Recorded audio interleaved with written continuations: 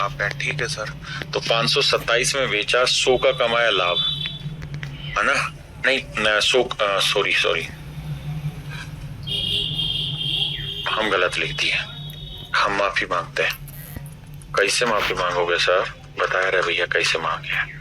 भाई 717 में बेचेंगे तो प्रॉफिट होगा और 527 में बेचेंगे तो लॉस होगा।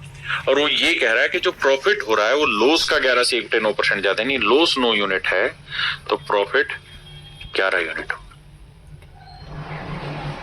ये क्या बना दिया बे? प्रॉफिट 11 यूनिट, नोरिक 10 यूनिट होगा, माफ करिए। यानी 9 यूनिट का लॉस है तो प्रॉफिट होगा 10 यूनिट। अब क्या करना है, इनका डिफरेंस ले लो। डिफरेंस आ रहा है 190, 190 को 9 10 में बांटोगे तो ये 90 ही लिख दो, इसे 800 लिख दो। अब ऐसे सोचो कि 717 में बेच के 100 का प्रॉफिट है कमाया, तो खरीदा कितने में होगा? 100 कम यानी 617 में, पहली कंडीशन। अब अगली बात पे आ जाते हैं। अब इन सारी कहानियों को हटा देते हैं। अब हमें समझ में आया कि भाई सीपी है 617, सीपी है 617, बिल्कुल ठीक है। अब सवाल में कह रहा है क्या कि यार वो इस आर्टिकल को 10% प्रॉफिट में बेचना चाह रहा है। तो प्रॉफिट है 10%, तो 617 का 10% निकालोगे तो आएगा 61.7। तो कितने में बेचेगा? सेलिंग प्राइस क्या होगा? तो भाई 617 में खरीदा है, 61.7 का कमाना चाह रहे हो आप लाभ, तो 7 और 1 8, 6 और 1 7, तो 678.7 में आपको चीज बेचनी होगी। 678.7 रुपीज में आपको चीज बेचनी होगी। अब आते हैं मेरे प्यारे बच्चों टाइप 3 पे।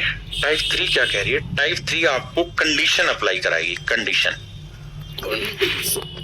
कंडीशन देगी कि भाई मैं अपने आर्टिकल को इतने में बेच रहा हूं, अगर इतना ज्यादा में बेचा होता तो ये हो जाता, इतना कम में बेचा होता तो ये हो जाता। इस तरीके के क्वेश्चन हम यहाँ पे करेंगे। आइए, कहता है जब किसी आर्टिकल को 355 रुपए में बेचा जाता है तो 29% की हानि होती है। 21% का लाभ प्राप्त करने के लिए उसे कितने रुपए में बेचा जाए, ये हमारा सवाल है। करिए भाई।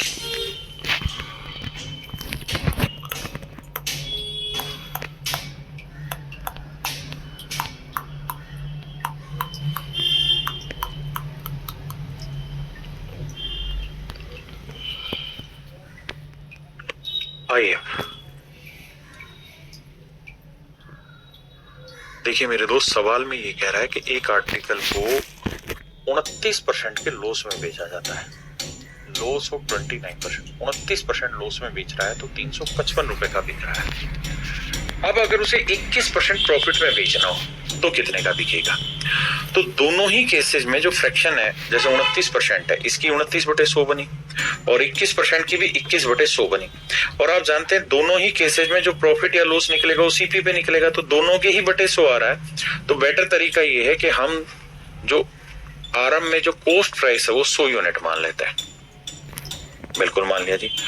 तो भैया शुरुआत में 29% लॉस में बेच रहा है, यानी जो इनिशियल सेलिंग प्राइस है वो 29 लॉस लेके कितने में बेचेगा? 71 यूनिट में। बिल्कुल ठीक है। अब कह रहा है जी वो 21% का प्रॉफिट लेना चाहता है, तो 100 का 21%, 21 का प्रॉफिट लेके नया जो उसका सेलिंग प्राइस होगा वो क्या होगा? 121 यूनिट। क्योंकि 100 की चीज पहले इतने में बेच रहा था, अब 21 का लाभ लेके इतने में बेचना चाह रहा है, तो 71 यूनिट रिप्रेजेंट कर रहा है 355 को। तो 1 यूनिट की वैल्यू 5 रुपए, तो इतने की वैल्यू गुना 5, 5 एकम 5, 5 दूनी 10, 5 एकम 5 और 605 रुपए। तो मेरे प्यारे बच्चों उस आर्टिकल का को जो सेल करना होगा वो 605 रुपए में बेचना होगा।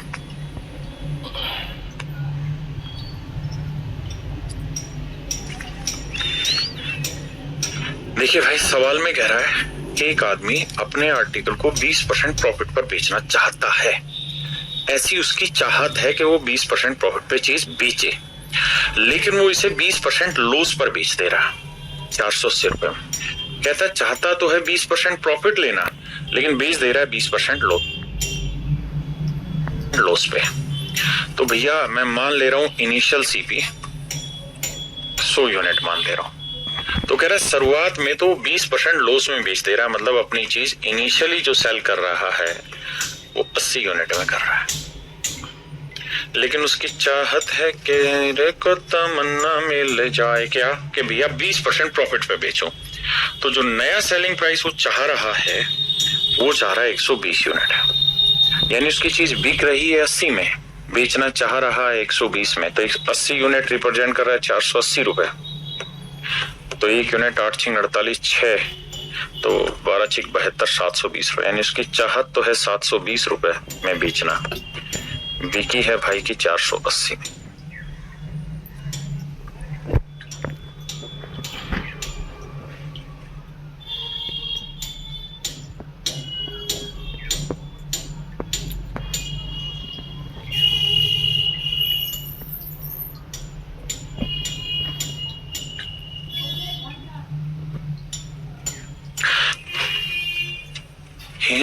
तमन्ना है कि मुझे जाना है। ठीक है सुधांशु कुमार भाई, थोड़ा टाइम दे दो, कर रहा हूं। देखिए इस सवाल में कह रहा है एक व्यापारी एक वस्तु को यदि 105 रुपए में बेचता है तो उसे 9% का लॉस होता है, यानी 100 में खरीद के 109 में बेच रहा है, नहीं गलत बोलो, 9% का लॉस हो रहा है।